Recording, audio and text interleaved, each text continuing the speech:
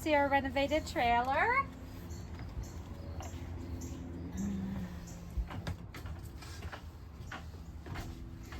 So this is our little kitchen area. Let's do an overall first.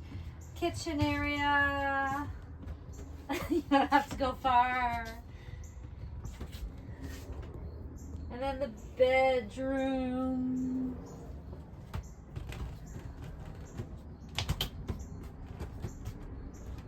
And then the kitchen.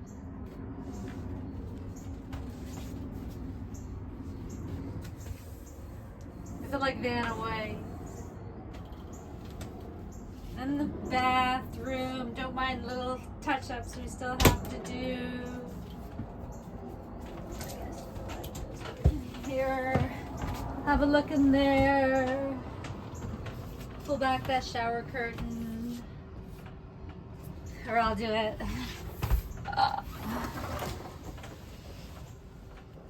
Oh, there's a little mothy moth. Okay, so now some details about our work.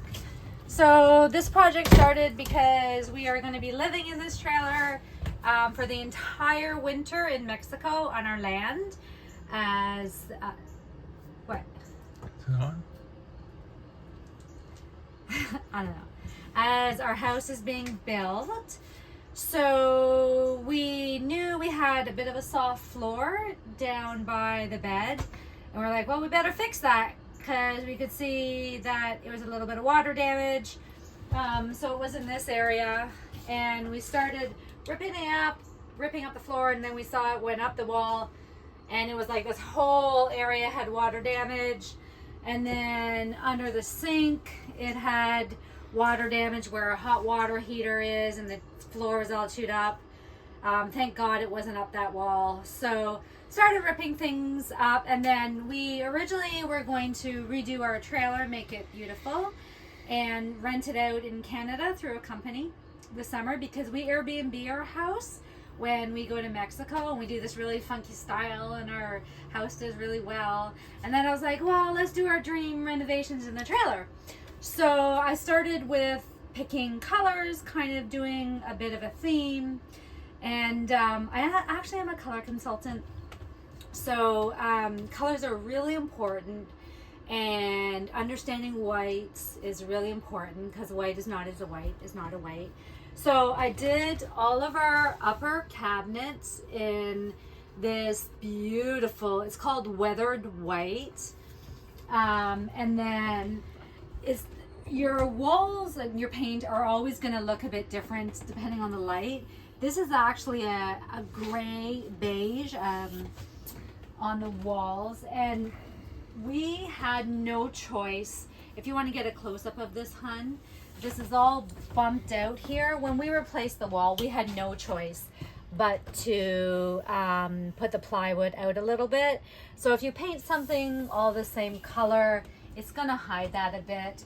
It actually looks, maybe we'll make this look like a building, like New York City or something at some point. Anyways, and then our accent color is this beautiful royal purple eggplant gray. And I love, again, picking colors that they purposefully look good in any light. So in a trailer or RV or motorhome, everything has to be faux because you're often subject to wet. Everything has to be live long time, and it has to be very lightweight. So I will include my sources down below when I post this video, down below in the description section. So a lot of things I actually got on Amazon, and I think you have to make sure that you shop well so your products look good, the colors are good, and the quality is great. So I found this faux weathered wood wallpaper, and we use it for the table here. I made it the backsplash in the kitchen, and then again in the washroom. We already had weatherproof walls. We left the walls as is, so they're like this vinyl, so I don't have to worry about water damage in the bathroom. I just wanted a neat little accent, because the key to interior design is doing layers and layers and layers of things that somehow complement each other, go together. So I'll actually do this. I found this great faux patchwork leather polyester material. And when you buy material, I mean, we do so much shopping online these days. Number one, you want to make sure that the print job is really clear, so high resolution, so it looks real.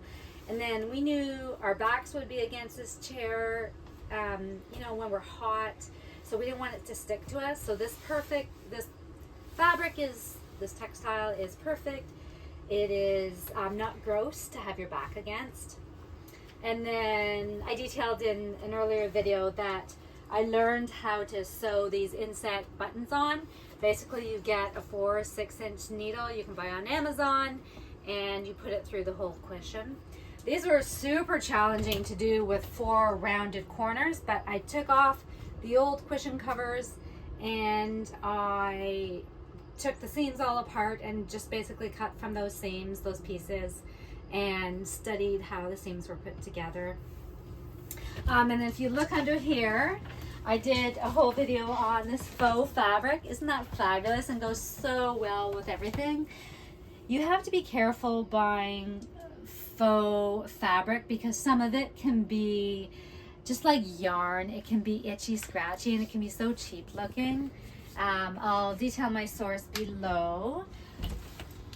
And then I'll talk about the flooring next. I had these peel and stick tiles, and that's what they are. They're like 1x1 squares. I had them left over from an interior design job I did a few years ago, and we had to order a few more. They were super challenging to put on, in part because your floor in a trailer is like bowed to the sides. So where I put the 1x1 tiles over the bow, I had to put my weights on them to really hold them down. And you can see, like right here, can you zoom in on this, hon? Like I have a little piece sticking out. I still have some stuff to trim. We might have, even though it says not to try to use glue to adhere some pieces, we do have to fix some pieces down to be more sturdy. I think if I had to do this again, I might use a continuous sheet cut to size, or like 4 big sizes. That's what I would recommend. I will provide the link for these curtains, which are just, oh, they're so amazing. I love them. It's actually, this is canvas that you throw down to, it's painter's canvas that you throw down. We needed blackout fabric on the back so we can sleep in after a big tequila night in Mexico. Leather strapping, D-rings, these antiqued brass latches, and then the curtains drop down, and then some antiqued wood dowel at the bottom. But yeah, and I left the blackout fabric not attached to the bottom, so it didn't pull the rest of the curtain.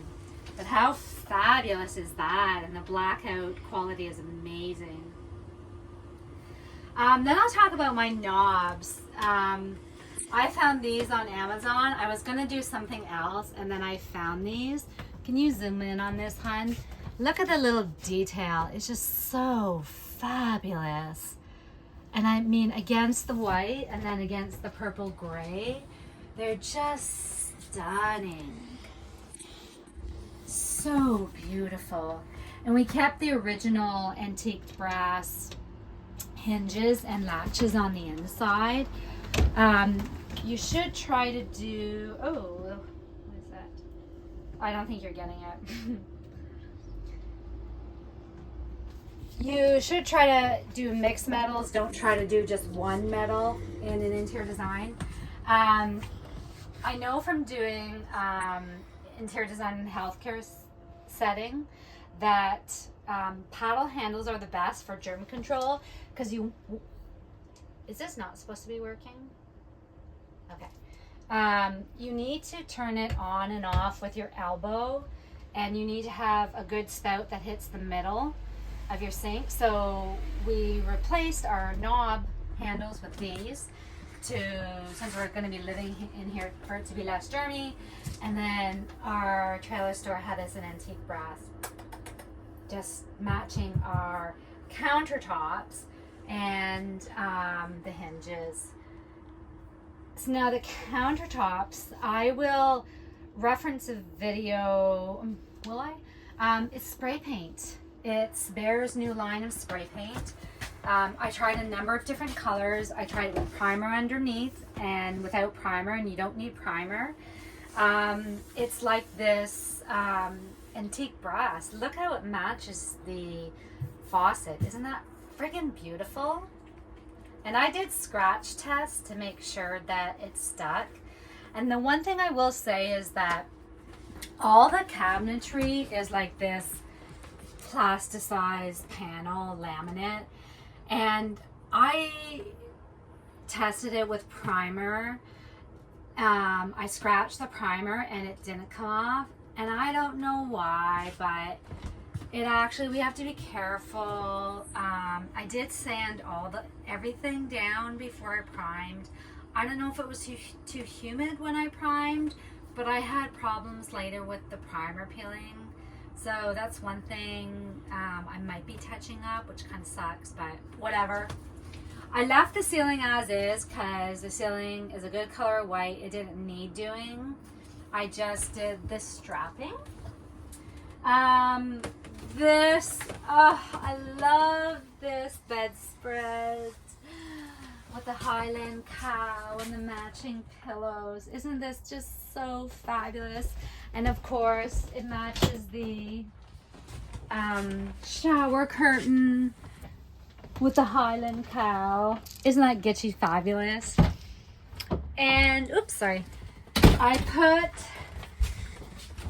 down feathers in here, in the, what do you call it? A duvet. That's okay, you can talk. I got down feathers because actually last year in Mexico it was so cold in the winter at night and in the mornings. So I'm sure this will get a little bit dirty with our dog and 2 cats in Mexico. But this I just love, love, love, love, love, love. So I think that's it for the interiors. Yeah, the one thing I'll say back in the bathroom is we were able to leave the original toilet. We did there's a toilet, yeah. We did order in kind of composting toilet. I'm so disgusted. You had to actually change it out, the bucket, every 15 poops. And I was like trying to wrap my head around that. And the reason we did that is because our house build in Mexico is behind schedule. Always behind schedule. So we had to be self-sufficient on our land. And then we got a message from our builder that they were building the septic hole. And so we can tap in our trailer to the septic hole over there. So I said to my husband, return it, return it, return it. We wasted money on shipping back and forth, but whatever. Now we have a hands-free pooper. Okay, let's go aside. You can talk. What? I'm going to stop it. No. Okay, let's turn this light off. Okay. We haven't touched the outside. I did find a video on painting the exterior. I'd love to get a like really wild Western themed mural painted on the outside. There's so many amazing muralists in our town in Mexico, so I'll wait for that. The other thing that we did is we bought land in the campo in the country, and it's dirt, gravelly roads, and going up to our property, we're the highest you can get in the mountains, there's a pitch. So we asked our trailer shop to lift our trailer up. How many inches did it go? 4? Around 4. It's only 4 inches, but I would tell you, when we went to pick it up this week, I mean, now I'm on the sidewalk, but I had to step up to get in the trailer, and I'm like, oh, maybe it's on an angle, and I totally forgot that they lifted it. But I don't think we'll have any problems clearing our land, the pitch now to get onto our land. The other reason we wanted it lifted is because we went to live in Florida, I don't know, 2020 or something, 2019, for a while, and on driving down, oh my God, a logging truck dropped a log on the highway. We ran over it, and it pierced our, was it our gray tank? Blackwater. It pierced the shitter. So our trailer was in repairs in Florida for ages. So we're like, we need to have better clearance from the road. So anyways, that's our trailer renovation. We were on a timeline. We had to do it fast. I hated the renovations, but let's face it, every renovation that you do it yourself, or if you have other people do it, there's points that really, really suck. Like my back was breaking from laying the bloody tile, or the painting was non-stop. And then my husband was fabulous. He did all the like technical stuff. But you know, there's so many headaches, and we were like, what are we doing? We're outside our comfort zone. We don't know how to renovate a trailer. That's why YouTube is fabulous. And that's it. We leave, actually, now it's gonna be just under a month.